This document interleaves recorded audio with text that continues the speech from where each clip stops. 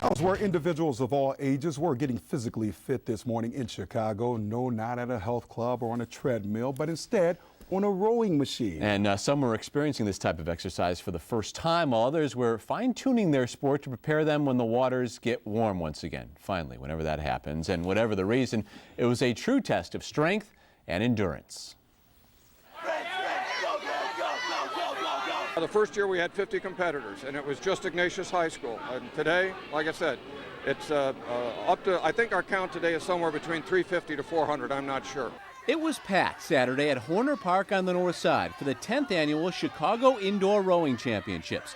This event brings individuals together from all ages and experience levels to take part in the sport of rowing off the water.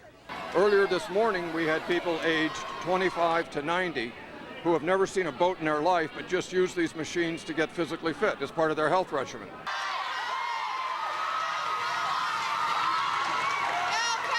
For the collegiates and the high schools, this is part of their training prior to getting on the water. So this event is very important for them to get a seat in the boat. High school, club, and collegiate teams all participate in the championships and say that the indoor training and competition on the rowing machines known as the erg is just as important as rowing in the water. It's very important because it gives you kind of a benchmark with the numbers that you're always seeing how you're improving when you're on an erg. Whereas on the water, you might see yourself get faster, you can feel the boat move better together, but you don't have the numbers pushing you on every stroke. Actually, I've talked to my dad a little bit.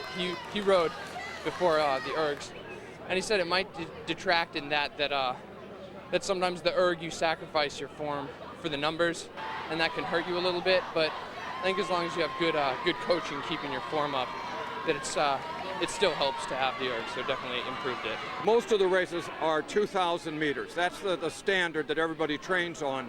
And getting their erg time is part of getting a seat in a boat. There's more inter-team rivalry. You know, you find someone else on your team and you're pushing against them. Whereas when you're on the water, you're an entire boat pushing against another school. So definitely, it creates a different atmosphere. So you're competing against yourself, you're competing against your own team. Besides the individual events, there is a team challenge relay in which 5 team members each row for 500 meters each, then hand off the handle and seat to the next competitor.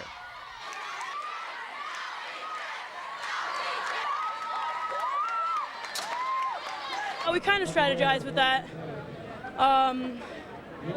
Yeah, just like everything. We have some people that are good at starting, and then a lot of solid middle people to keep it going, and then someone to finish it. It was great to feel the whole team for the whole thing through it, be able to feel the crowd for the entire thing, and then have all that energy to put into the erg at the end.